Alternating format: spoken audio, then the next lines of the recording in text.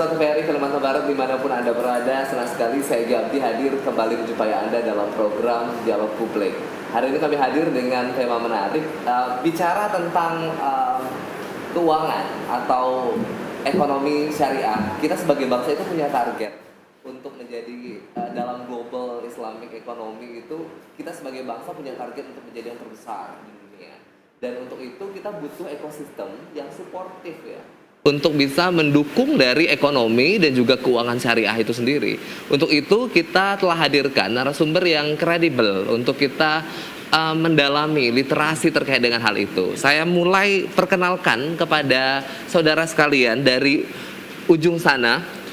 Koreksi saya ya Pak, ini karena ketampanannya setara kan, jadi takutnya itu saya bingung yang mana satu gitu. Oke, ini Bapak Dr. DC Jarun, pejabat KS, itu adalah Komite Nasional Ekonomi dan Keuangan Syariah.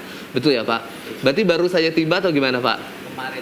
Kemarin tiba, asli dari Jakarta. Lahir dan besar di Jakarta. Oh begitu ya. Oke, lanjut kita ke sebelahnya yaitu Bapak Nur Iskandar. Oh, ini Pak Nur Iskandar. Ini Pak Dr. Sekjen Fahmi. KNKS Kalbar ya. Yeah. Dan juga Bapak Muhammad Fahmi selaku Direktur Keuangan Syariah. Sebenarnya terima kasih banyak Pak telah hadir ya. Saya bingung nih mau mulai dari mana nih. Ini kayaknya semuanya sangat kredibel ya untuk dipertanyakan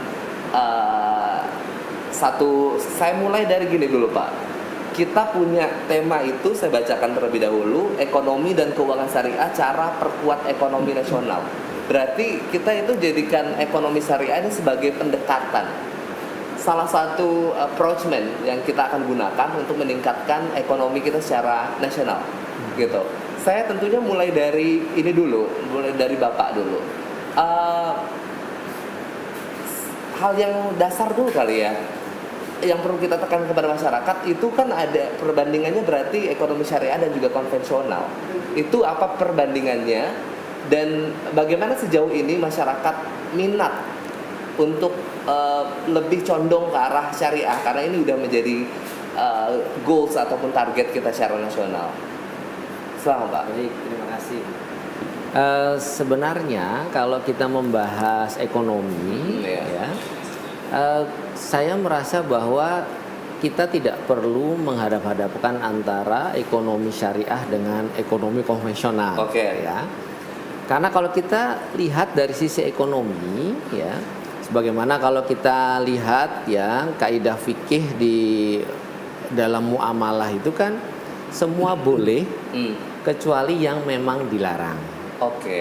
Sehingga kalau kita coba lihat di ekonomi sendiri, selama tidak melanggar ketentuan syariah, sebenarnya itu sudah dikategorikan sebagai ekonomi syariah, walaupun tidak dilabeli syariah. Sehingga ketika kita bicara ekonomi konvensional dan ekonomi syariah, ini menjadi bias sebenarnya. Dan apa itu? Ya.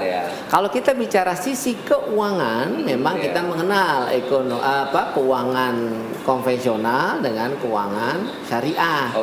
Karena yang paling jelas kita lihat ada sisi riba dan yang satu non riba misalnya. Tapi kalau di sisi ekonomi, ketika kita bicara transaksi UMKM misalnya, ketika kita bicara UMKM sebagai pelaku ekonomi, yang dinamakan UMKM syariah itu kemudian apa? Gitu.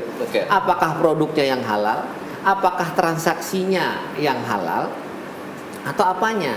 Karena selama transaksinya di bidang ekonomi ini tidak melanggar syariah, sebenarnya hal ini sudah termasuk ke dalam ekonomi dan keuangan syariah.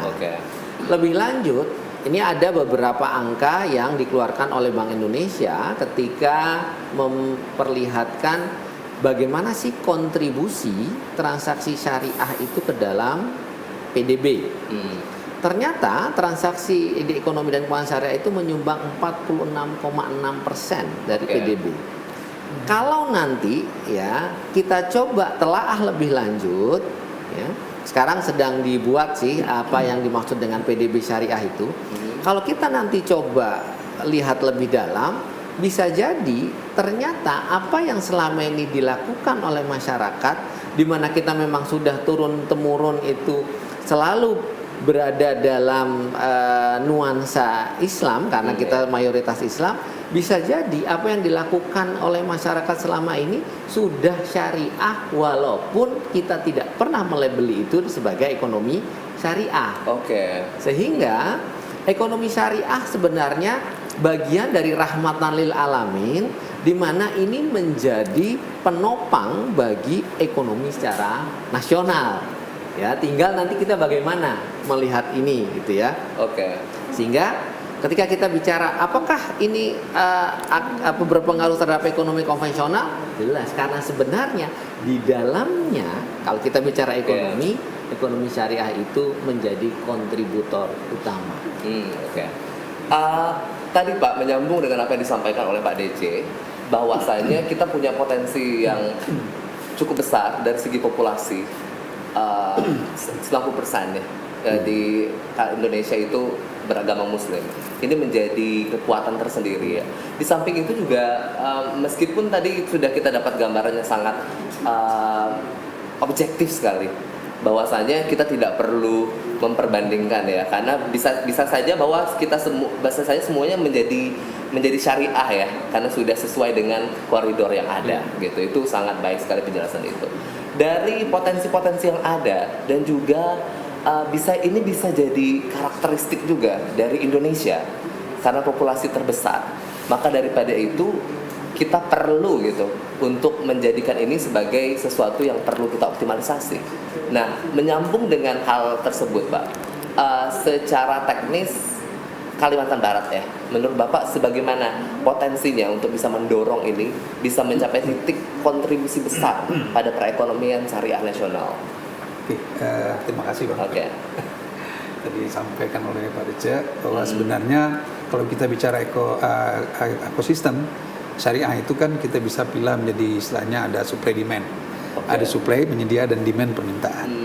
Nah, supply itu kita melihat, kita katakanlah dari struktur usaha yang ada di Indonesia, ada korporasi, UMKM ya, bahkan yang bawah adalah mustahil ya, orang yang membutuhkan bantuan gitu ya. Jadi kalau dalam struktur ekonomi itu supply-nya dari sisi misalnya keuangan, kita tahu sekarang kan banyak sekali lembaga keuangan, bank, non-bank, pasar modal, semacam kan. Lalu kemudian sumber-sumber dana juga ada dari zakat, infak, sedekah, wakaf, sumber investor dari luar, global, investor dari institusi, bahkan yang sifat retail. Nah, ini adalah sumber supply yang diberikan kepada masyarakat yang tadi dalam korporasi dan segala macam itu UMKM.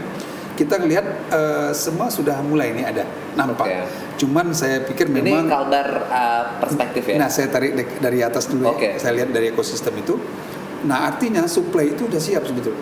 Cuman rajutannya saja yang perlu kita buat Pak ya, dari nasional sampai ke daerah. Dan ini sudah mulai nampak. Kalau di daerah ini contoh di Bang ya. Kalau lihat di daerah di Kalimantan Barat, dari supply tadi UMKM kita banyak. Nah, ini UMKM sudah dibuat regulasi dari pemerintah lewat misalnya sertifikasi halal dan segala macam. Makanan dan segala macam. Kita kan tuh ada makanan, ada fashion, ada istilahnya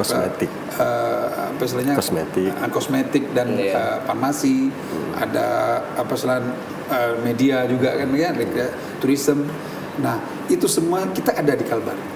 Nah, lalu kemudian bagaimana membuat ini menjadi satu value yang memang kita insert dengan yang namanya ekonomi syariah, dari sisi ekonomi syariahnya. Kalau barang ini sudah kuat, kita bicara masalah demand kan besar sekali. Bukannya di daerah saja, di daerah nasional bahkan internasional global. Nah, demand itu banyak sekali permintaan. Akan tetapi permintaan itu harus kita sesuaikan. Baik itu dari sisi katakanlah tadi yang disampaikan oleh Pak Wapres tadi, itu halal itu bukan hanya produk saja. Halal itu juga termasuk proses. Halal itu juga termasuk sumber. Kata beliau kan, otomatis ini kita siapkan semuanya. Nah, dengan adanya KDEKS ini di Kalimantan Barat, tentu ini menjadi payung untuk menyiapkan vehicle kendaraan-kendaraan untuk menciptakan ekosistem syariah ini. Berarti by system ataupun secara birokrasi, tadi Bapak menyebut ada sertifikat halal dan sebagainya, berarti secara regulasi itu sudah dibikin seintegritas itu ya. Iya. Makanya dengan hadirnya KEDEX kita lebih memudahkan, karena KEDEX ini istilahnya hubnya lah ya Pak ya. Hubnya untuk di Kalbar, khusus untuk istilahnya para katakanlah pelaku usaha UKM segala macam, para istilahnya penggiat ataupun para istilahnya stakeholder daripada ekonomi syariah ini. Jadi KEDEX ini kita harap menjadi hubnya, jadi centernya untuk itu. Tadi Bapak bicara tentang proses itu juga menarik, luar biasa ya, amplifikasi penjelasannya. Halal itu tidak hanya pada produknya saja, tetapi juga prosesnya juga harus dibikin dengan nuansa keislaman, jujur dan seterusnya. Betul. Sekarang karena kita bicara proses, boleh juga kita bicara tentang connect-nya juga tadi, karena sudah di-highlight ya. Jadi sekarang Pak, ini baru saja ada pengukuhan ya, kepengurusan. Bapak bisa cerita tentang itu. Dan dari suasana pengukuhan itu bagaimana Pak melihat nyawa dari Kenax di Kalimantan Barat untuk kemudian bisa menjadi kontributor terbesar untuk ekonomi syariah di nasional. Pertanggung jawabannya langsung dengan Pak. Baik. Pengukuhan tadi sukses lancar dengan kehadiran Bapak Wakil Presiden. Bapak Wakil Presiden adalah Ketua Harian dari Komite Nasional Ekonomi Keuangan Syariah, dan memang beliau pakarnya. Alhamdulillah, semasa beliau mendampingi Bapak Jokowi, banyak sekali terobosan-terobosan untuk ekonomi keuangan syariah. Ketua umumnya Pak Presiden. Ya, Ketua umumnya ad hoc satu-satunya dipimpin oleh Presiden adalah Komite Nasional Ekonomi Keuangan Syariah. Bendaharanya Pak Bu Menteri ya, sekretaris Bu Menteri Keuangan. Jadi turunannya ke daerah adalah Bapak Gubernur sebagai Ketua KEDEX, Komite Daerah Ekonomi Keuangan Syariah, bersama jajarannya. Jadi sekretaris daerah termasuk Wakil Gubernur dan kepala-kepala dinas. Itu adalah postur. Dari tahun berapa Pak? Kita baru di SK-kan pada tanggal 20 Oktober 2023. Jadi 5 bulan kemudian pengukuhan. Dan ini organisasi baru. Organisasi baru untuk di daerah. Jadi karena posturnya gemuk di pemerintah provinsi, maka dibentuklah badan eksekutif. Badan eksekutif ini dipimpin oleh direktur eksekutif. Untuk kita di Kalimantan Barat adalah pakar ekonomi dari Fakultas Ekonomi, yang juga komisaris independen Bank Kalbar, yakni Profesor Edi Suratman. Beliau nggak bisa hadir di sini, diwakili oleh Pak Fahmi karena harus berangkat ke Jakarta. Kemudian ada wakil direktur eksekutif, ada bagian kesekretariatan, ada direktorat, antara lain Pak Fahmi, direktur infrastruktur keuangan syariah. Ada produk halal, kemudian ada industri keuangan syariahnya, ada 5 direktoratnya. Dan kita pasca pelantikan tadi atau pengukuhan, ada 3 pesan dari Wakil Presiden, antara lain adalah program yang real quick win, yang leverage dengan mengangkat persentase kemiskinan yang tinggi, kemudian diberikan akses ekonomi dan keuangan syariah melalui UMKM, melalui kemudahan mendapatkan kredit dari sistem ekonomi keuangan syariah. Kemudian termasuk pembinaannya, kemudian produk halal bisa ekspor, karena kita punya keunggulan. Pertama, IKN beroperasi di timur, biasanya dari sisi barat nih menopang. Misalnya Jakarta ya, Jawa Barat tuh menopang banyak sekali. Nah ini di Kalimantan Timur, maka di Kalimantan Barat. Oleh karena itu Bapak Presiden meresmikan ya pelabuhan internasional itu di Temajo, di Kabupaten Mempawah. Kemudian kita juga berbatasan darat langsung, hanya 6 jam, 8 jam sudah sampai ke Kucing. Kemudian terus ke Brunei. Permintaan produk halal itu besar sekali. Nah oleh karena itu pengukuhan tadi itu seperti kita sprint, Bapak Wakil Presiden sudah angkat bendera untuk berlari. Berarti kita bisa tangkap bahwa adanya Kenax ini sebenarnya sinyal keseriusan luar biasa ya. Untuk proyek dari ekonomi syariah ekonomi dan keuangan syariah itu sendiri. Nah sekarang Pak, mau nggak mau Pak, kita harus buka lagi ini substansi dalam debat cawapres waktu itu, Global Islamic Economy 2022 itu saya nggak tahu ya kalau actual resultnya seperti apa ya, tapi tahun 2022 itu kita masih top 4 Pak, dengan realita bahwa kita adalah terbesar populasi Islam di dunia gitu. Itu bagaimana prospek ke depannya untuk mencapai titik optimal dan juga kendala yang dihadapi sejauh ini seperti apa Pak? Ya, pertama saya ingin mengulas sedikit ya tentang tadi SGIE itu kan kita sering ya. Harus disebut ininya akronimnya biar nggak jadi masalah di KPU ya. Iya, State of Global Islamic Economy. Sebenarnya kalau kita bicara indikatornya itu adalah Global Islamic Economy Indicator. Gitu ya. Alhamdulillah di 2023 kemarin kita sudah naik masuk ke peringkat ketiga. Sorry, saya nggak baca. Masuk ke peringkat ketiga, dan jika kita bandingkan dengan target yang ada di Master Plan Ekonomi dan Keuangan Syariah yang lalu MEXI 1999 sampai 2024 itu kita sebenarnya menargetkan paling tidak di ranking 5. Tetapi alhamdulillah kita sudah di ranking ketiga. Ya. Berarti progres satu level ya. Jadi memang awal dari keseriusan ini ya, walaupun kita tidak bisa bilang dulu nggak serius gitu ya. Karena sebenarnya gini, kembali tadi yang kita bahas di awal. Walaupun ekonomi dan keuangan syariah atau awalnya belum masuk ke dalam dokumen perencanaan nasional, ketika kami sisir ternyata ada 375 program yang ada di Renstra Kementerian Lembaga yang selaras dengan ekonomi dan keuangan syariah. Artinya ekonomi dan keuangan syariah itu sudah menjadi value, ya inherent, tanpa harus disebut secara lugas ya atau eksplisit syariah. Ketika kita lihat ya lebih dalam, ternyata ada 375 program di Renstra Kementerian Lembaga yang selaras.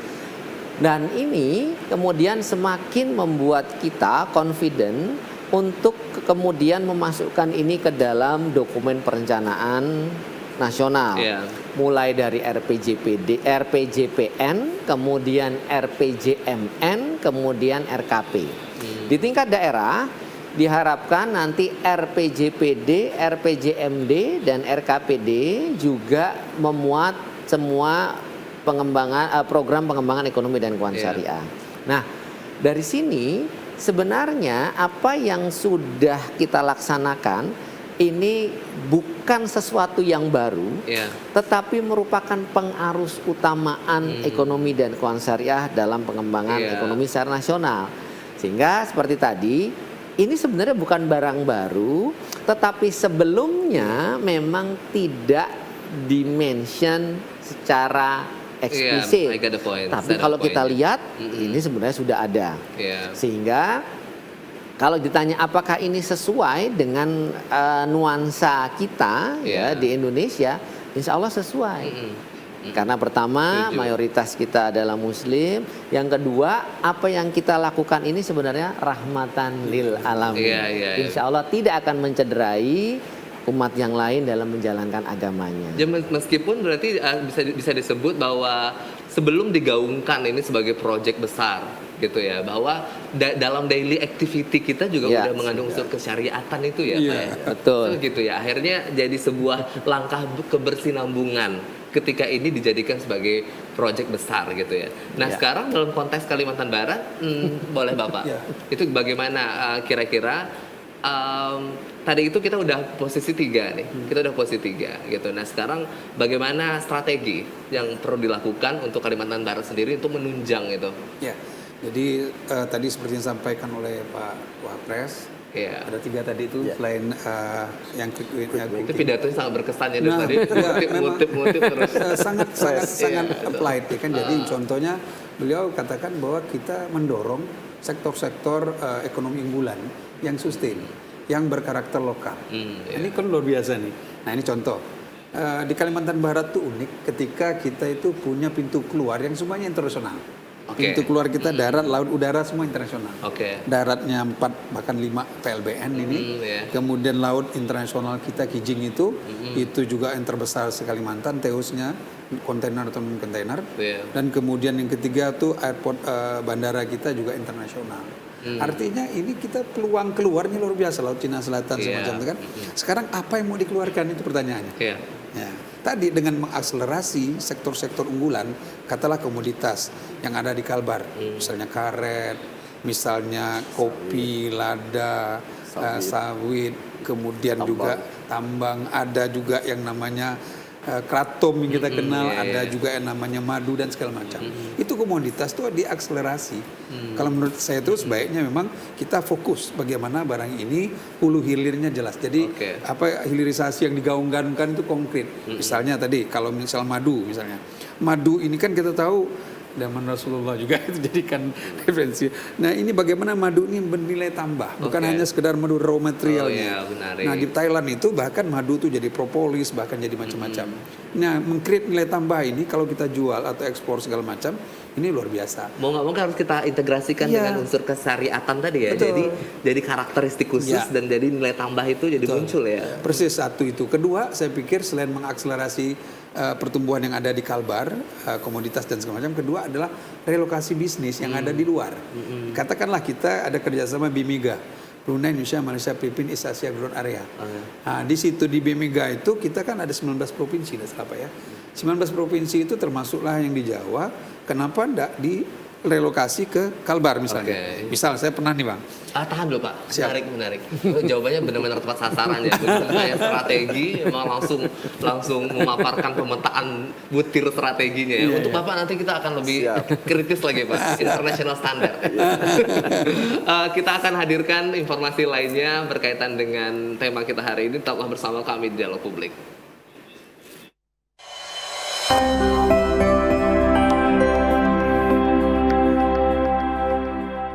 Kembali lagi kita di Ramadan Asik. Seperti biasa ada info unik. Orang Indonesia tak betah pakai helm ngepas. Ini keren ya. Info unik kita nih tidak ada sangkut paut dengan Ramadan, tapi kecilan ya. Atau kepala kita kebesaran. Kita masuk ke tema. Insyaallah tema kita makna Ramadan. Man shoma, barang siapa yang berpuasa Ramadan. Nah, kalimatnya shoma Ramadan. Tilawah, saling mengejar ini 1 juz, 2 juz. Nah, itu yang asik. Pertanyaan netizen. Bang, ini berarti nanya saya nih. Berarti nanya Bang. Tidur saat puasa kan berpahala, ya kan? Kalau saya tidur dari sahur sampai azan maghrib, pahala berlipat nggak? Allahu Akbar. Ini pertanyaan yang bukan.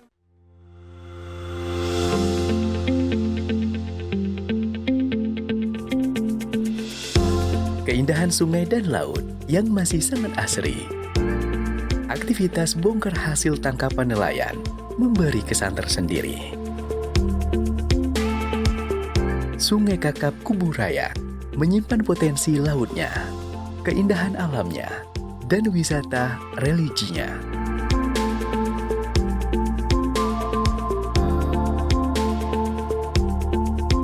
Rumah ibadah Tionghoa satu-satunya di dunia yang berada di laut lepas.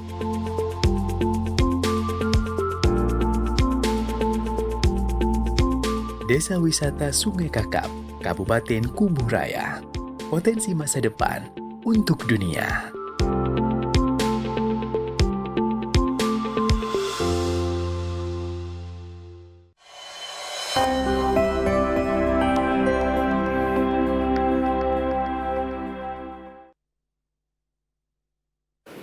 Terima kasih pemirsa, Anda masih bersama kami di Dialog Publik. Kita kembali hadirkan perbincangan kita mengenai ekonomi dan keuangan syariah, cara perkuat ekonomi nasional ya. Kita jadikan ini sebagai pendekatan yang kita gunakan untuk menjadi karakteristik bangsa dengan segala macam power yang kita punya ya. Tadi saya akan lanjutkan Pak, tadi ada satu poin.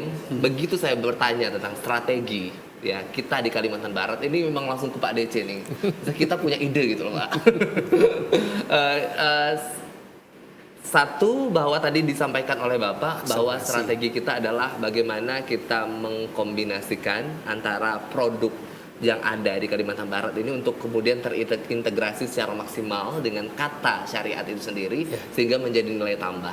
Itu mungkin masih general lah ya. General strategi, mungkin semua provinsi juga punya strategi yang sama. Nah sekarang kalau kita pendekatannya lebih kepada khas Kalimantan Barat gitu. Tapi sebelum itu lanjutin dulu tadi. Itu nanti Bapak aja nih, standar aja kita kasih yang. Baik. Jadi tadi saya katakan di Kalbar itu untuk karena tadi saya katakan pintu keluarnya ada 3 nih. Apalagi IKN di sana, kalau IKN diakselerasi tentu juga berdampak ke Kalbar sebagai pintu keluar. Karena dari sana apapun yang dihasilkan itu biasanya pintu keluar ke sini. Internasional ini. Lalu pertama tadi saya katakan akselerasi komoditas yang ada di Kalbar. Apa yang ada di Kalbar ini akselerasi dipercepat. Misalnya madu tadi jadi nilai tambah. Lada tadi yang tadi terbengkalai istilahnya harganya rendah, petani rugi, itu juga ada nilai tambah diproses. Itu kan pintu keluarnya ada nih untuk ekspor bisa antar pulau. Iya. Pintu keluar juga ada kan lah nasional atau internasional satu. Kedua yang tidak kalah juga adalah relokasi bisnis yang ada di beberapa tempat yang di Mega tadi saya katakan 19 provinsi, baik di Kalimantan atau yang ada di luar, misalnya Jawa. Saya pernah punya cerita dengan teman-teman di Sidoarjo Pak, di Jawa Timur.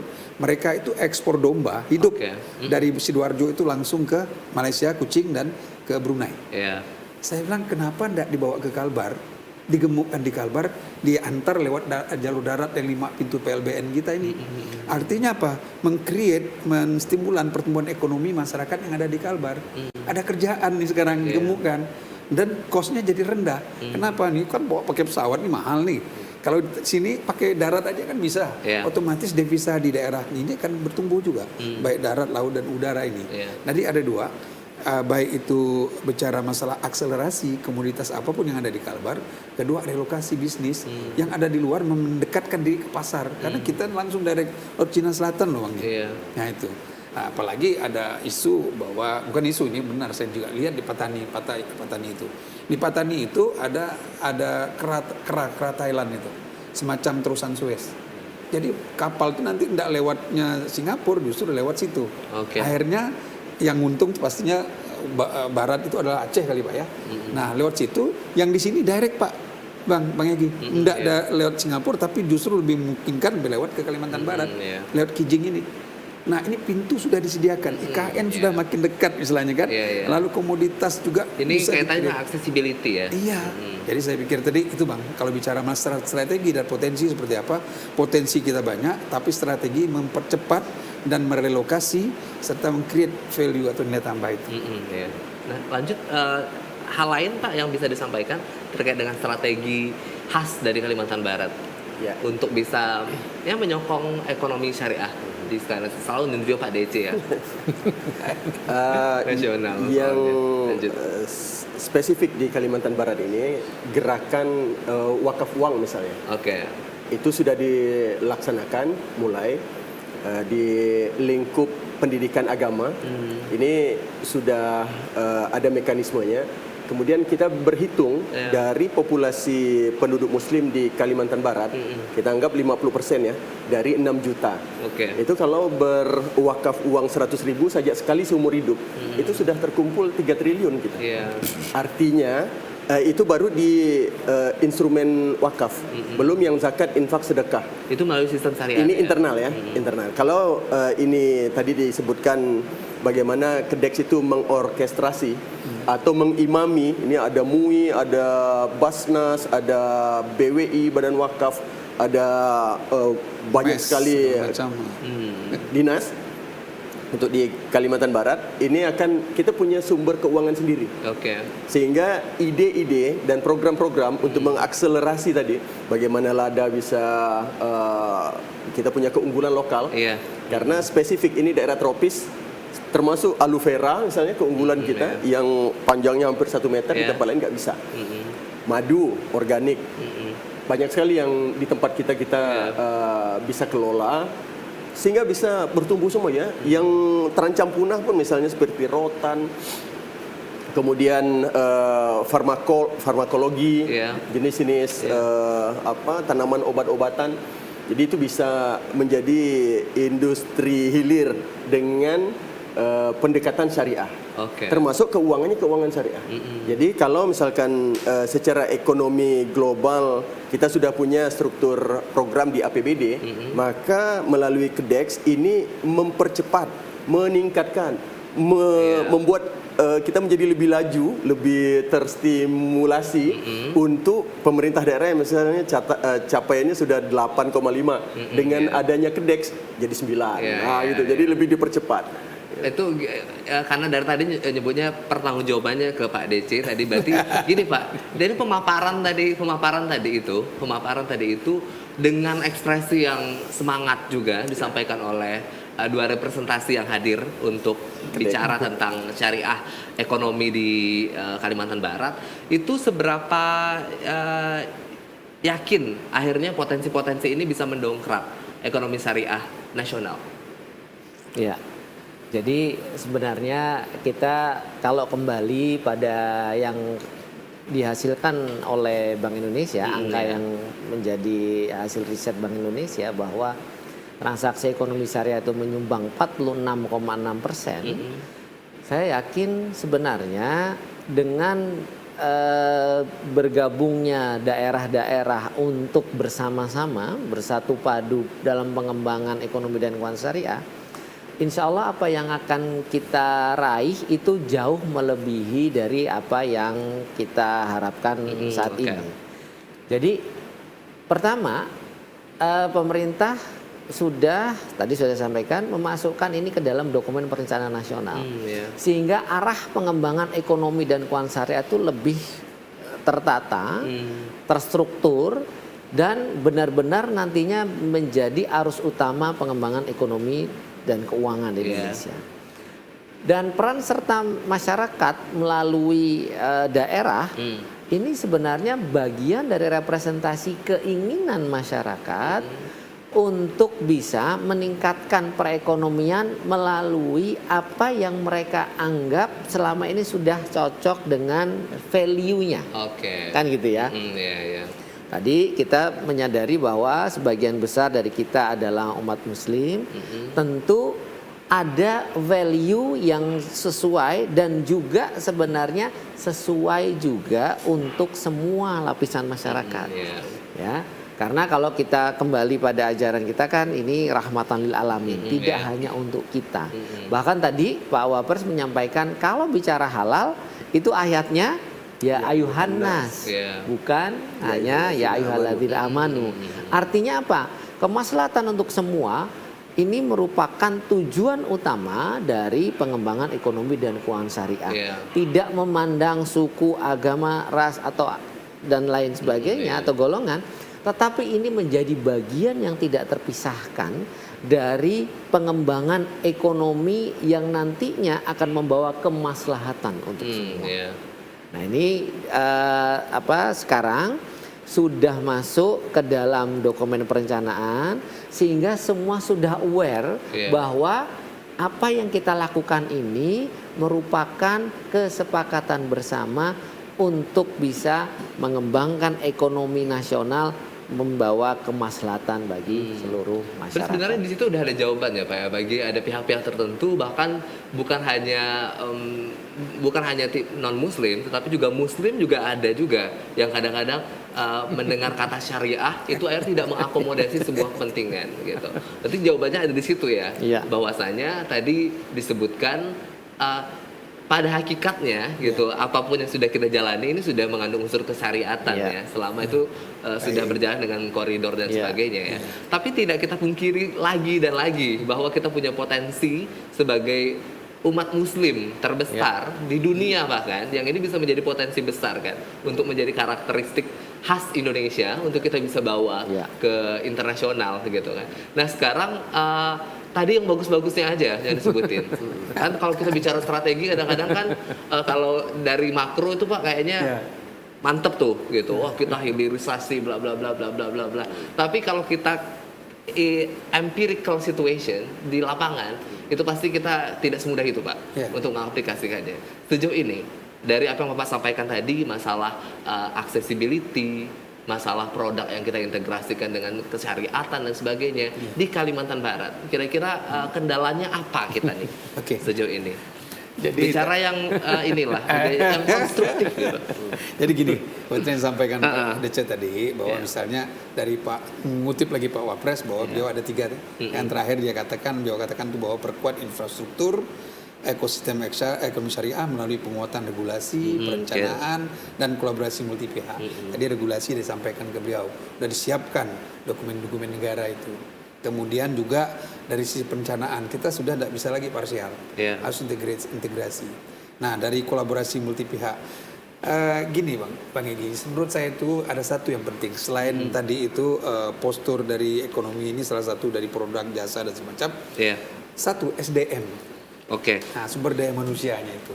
Sumber daya manusianya itu saya katakan di Indonesia kita kan menuju Indonesia Emas 2045 katanya bonus demografi. Setelah dicari istilahnya ke belakang bahwa ternyata pertumbuhan akulturasi antara 3 segmen ini, pertama itu urban, middle class dan milenial. Nah, itu semakin tinggi semakin hari. Urban itu adalah orang-orang atau masyarakat desa yang sudah atau kampung yang sudah mulai produktif. Kedua itu middle class, orang yang belanja satu hari itu bisa $2 sampai $20 kata PBB. $2 itu kurang lebih 30.000 sampai 300.000 lah ya. Nah itu ada minum kopi aja udah berapa puluh ribu, 30.000, udah middle class itu. Ketiga baru milenial. Nah 3 ini kalau di akulturasi itu ternyata ada irisan. Bahkan per 2021 itu ada sekitar 48%. Makin hari makin nambah. Siapa mereka? Mereka ini anak-anak muda yang masuk dalam satu komunitas. Katakanlah HIPMI kah, Kadin kah, itu orang-orang muda. Dia middle class, dia milenial, dan dia juga berada di daerah rural, daerah-daerah yang urban. Nah ini kalau kita bicara SDM tadi peluang, komoditas segala macam ada. Siapa yang gerakkan? Ini anak-anak ini, orang-orang diajak betul ya Pak. Yang harus. Ya jadi nanti kampus sebagai istilahnya center of excellence harusnya hilirisasi hilirisasi dari expertise itu harus mengkolaborasikan ini. Sumber daya alamnya, sumber daya manusia insaninya, kemudian juga teknologi. Ini kalau dikolaborasikan di kampus jadi inkubator di Kalbar. Jadi kok vintage berarti financial energy semuanya bisa jadi kok. Nah ini menurut saya seperti itu sih ya. Iya. Walaupun tadi ya balik lagi nggak semudah itu ya. Artinya kadang-kadang bisa jadi. Tadi dia katakan accelerate. Tambahan lagi Pak. Tambahan kendala yang dihadapi. Kalau kendala teknis pragmatisnya adalah masih buramnya pengetahuan publik terhadap ekonomi keuangan syariah. Literasi ya. Oleh karena itu indeks literasi yang rendah untuk keuangan syariah ini yang harus dipercepat. Kita harus lebih intens justru dengan kekuatan media sosial, kemudian melalui forum-forum pertemuan langsung. Misalnya begini, ada seorang guru besar untuk berwakaf aja dia tidak tahu caranya bagaimana. Harus tanya apa itu nazir, apa itu wakif, bagaimana dengan apakah profesi bisa diwakafkan misalnya. Nah justru di tempat yang lain instrumen ini bertumbuh dengan cepat dan apabila mereka paham mengerti, ini seperti ada sebuah kerinduan yang bertemu. Apa yang saya maksud dengan kerinduan yang bertemu di titik connect dan kedek ini? Bahwa sebagian besar wilayah di Kalimantan Barat itu terbangun eksistensi suprastruktur dan infrastruktur itu justru dari kerajaan dan kesultanan. Jadi instrumen ekonomi syariah itu sudah terwarisan ke kita dari sejak dulu, sehingga menjadi kearifan lokal sekarang. Terserap menjadi kearifan lokal, kemudian kita menjadi negara kesatuan Republik Indonesia. Ini ketika ada connect, ada kedek, ada sebuah kerinduan untuk dipraktekkan. Misalnya bagaimana produksi tempoyak halal misalnya yang alkoholnya terukur, tencalo misalnya yang produk-produk laut kita demikian banyak. Termasuk pekasam, bagaimana mengawetkan ikan sungai maupun ikan laut kemudian dengan cara fermentasi. Nah, ini semua adalah instrumen kearifan-kearifan lokal yang dia akan ketemu dengan protokolnya. Nah, protokolnya ini dari blueprint Kenek yang sudah dipikirkan oleh negara dengan mayoritas penduduk kita Muslim, ketemu dia dari sistem keuangan kita kan zakat, infak, sedekah dengan berbagai grupnya, distribusinya. Kemudian infrastrukturnya dari wakaf, kemudian ditopang lagi dengan keuangan negara melalui pajak misalnya dari APBN, ketemu dengan ini akan memakmurkan penduduk tidak hanya Muslim, sehingga rahmatan lil alamin tadi itu akan membawa Indonesia ini menjadi negara yang super duper makmur. Senang ya, senang ya kalau misalnya spiritnya gini betul-betul tertransfer ke anak-anak muda kita dan sebagainya. Karena dulu sudah pernah terjadi. Pak, sebenarnya kita masih ada waktu, ada menit terakhir dari kita coba simplifikasi dari apa yang disampaikan oleh Pak Iskandar dan juga Pak Fahmi. Tadi kalau dalam pemahaman umum orang di luar dari teknis ini bisa saja kendala bisa disebut dengan literasi. Dan kalau Pak dari Fahmi itu sinergitas. Gitu. SDM. Nah, ada dua pertanyaan yang ingin saya komentari, ini juga bisa menjadi closing statement dari Pak DC. Yang pertama itu kita sebenarnya punya halal value chains ya Pak ya. Ada pembangunan ekosistem di mana kita akhirnya ramah dengan atau suportif dengan nilai-nilai kesyariatan itu sendiri. Tadi poin dari Pak itu, poin dari Pak Fahmi. Terus poin dari literasi ini saya rasa tadi powerful sekali disampaikan oleh Bapak. Bahwasanya tidak perlu khawatir bahwa kita semua sudah menjalankan nilai-nilai kesyariatan. Bahkan kesultanan sudah sangat sustainability.